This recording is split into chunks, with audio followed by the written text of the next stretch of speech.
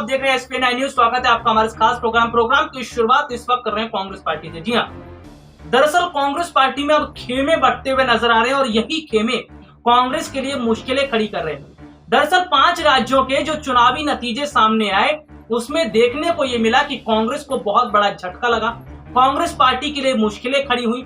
लेकिन जब कांग्रेस पार्टी को झटका लगा और पार्टी आलाकमान सोनिया गांधी ने फैसला लिया कि अब अध्यक्ष पद का चुनाव किया जाएगा, यानी अध्यक्ष पद की जिम्मेदारी किसी नए चेहरे पर दी जाएगी। ऐसे में देखने को ये मिला कि चुनाव से पहले ही कांग्रेस पार्टी में धड़े जो है वो बढ़ते चले गए, कांग्रेस पार्टी में स्थितियां बढ़ती चली गई। नेताओं की अलग स्थितियां बता रही थी कि किस तरह से कांग्रेस पार्टी के नेता अलग हो चुके हैं। यानी कि अगर मैं कुल मिलाकर बात करूं तो G23 खेमा जो है वो पूरी तरह से बढ़ चुका है और G23 खेमा जो है वो ना राहुल के साथ नजर आ रहा है ना सोनिया के साथ नजर आ रहा है, यानी कि ये पूरी तरह से स्वतंत्र है। ना वो राहुल को अध्यक्ष पद के लिए बात कर रहे हैं और सोनिया गांधी को भी ज्यादा समय तक अध्यक्ष पद के लिए बात नहीं कर रहे। यानी कि ऐसा देखने को मिला है कि कांग्रेस पार्टी पूरी तरह से बढ़ चुकी है, नेताओं के विचार बदल रहे हैं और जिस तरह से G23 का खेमा एक बार फिर सुर्खियों में है और पूरी तरह से बटा हुआ है, इससे साफ पता चलता है कि G23 नेता ये नहीं चाहते कि राहुल और जो सोनिया है उन्हें जिम्मेदारी ही दी जाए। यानी कि सोनिया गांधी को बड़ा कदम उठाना होगा, किसी कांग्रेस के बड़े लीडर को जिम्मेदारी सौंपनी होगी और राहुल को जिम्मेदारी सौंपने के लिए भी वो तैयार नहीं है। चलिए क्या कुछ स्थितियां हैं हम आपको रिपोर्ट के जरिए दिखाते हैं, देखिए ये खास रिपोर्ट। कांग्रेस पार्टी में अध्यक्ष पद को लेकर अभी से बवाल होना शुरू हो गया है। चौंकाने वाली बात तो यह है कि जिस तरह से देश के 5 राज्यों के चुनावी नतीजे सामने आए उसके बाद पार्टी आलाकमान ने फैसला किया कि जल्द ही नए स्तर पर अध्यक्ष पद की जिम्मेदारी किसी बड़े नेता को दी जाएगी। लेकिन यहाँ देखने को मिल रहा है कि अभी जिस तरह से स्थितियाँ बनी हुई हैं और अध्यक्ष पद को लेकर अभी चुनाव हुआ भी नहीं है, ऐसे में अब कांग्रेस पार्टी जो है कई धड़ों पर बढ़ती नजर आ रही है। देश की सबसे पुरानी राजनीतिक पार्टी कांग्रेस का अगला अध्यक्ष कौन होगा, इसके लिए अब थोड़ा और इंतजार करना पड़ेगा।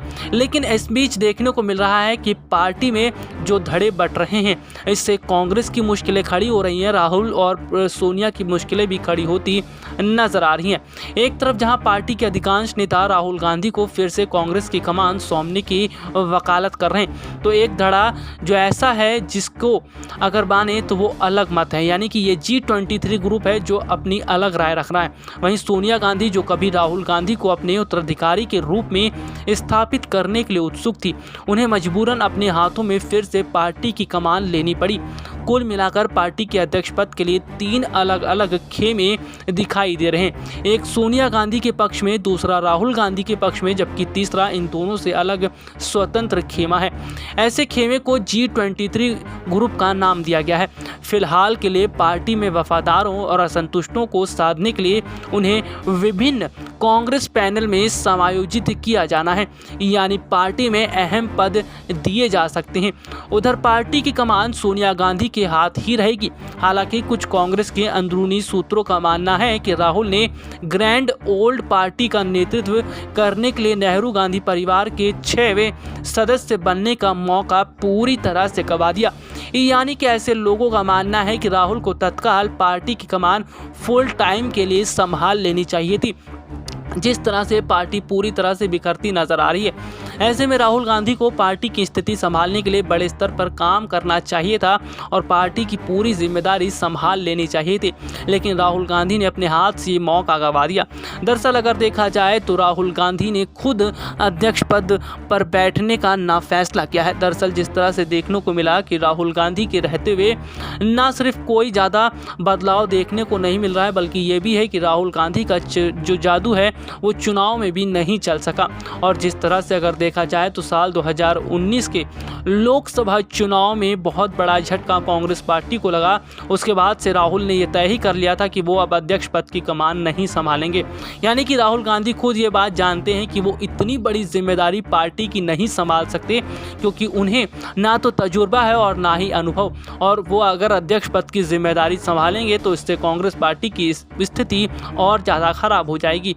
वहीं अगर बात करें तो अतीत में मोतीलाल नेहरू, जवाहरलाल नेहरू, इंदिरा गांधी, राजीव गांधी, सोनिया गांधी और राहुल गांधी कांग्रेस अध्यक्ष रहे हैं। नेहरू गांधी परिवार के एक सदस्य संजय गांधी 1975 से 80 के दौरान ताकतवर थे, लेकिन पार्टी संगठन में औपचारिक रूप से कभी नहीं रहे। सोनिया गांधी के गिरते हुए स्वास्थ्य और पार्टी के हालिया प्रदर्शन को देखें तो अगर कांग्रेस में संगठनात्मक चुनाव अभी होते हैं तो ये एआईसीसी प्रमुख को प्रभावित करता है। शायद एक खेमे ने सोचा था कोरोना संकट और नरेंद्र मोदी सरकार की कथित रूप से स्थिति को न संभाल पाने के बीच राहुल को कांग्रेस के भीतर अधिक स्वीकार्य नेता बना दिया है।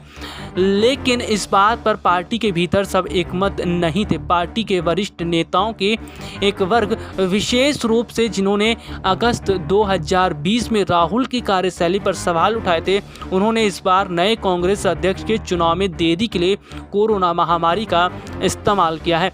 राहुल के करीबी सूत्रों का कहना है कि उनके पास खुद को अध्यक्ष चुने जाने का विकल्प था, लेकिन उनका कार्यकाल दिसंबर 2022 तक होगा, जब नए पार्टी प्रमुख के लिए फिर से चुनाव होगा।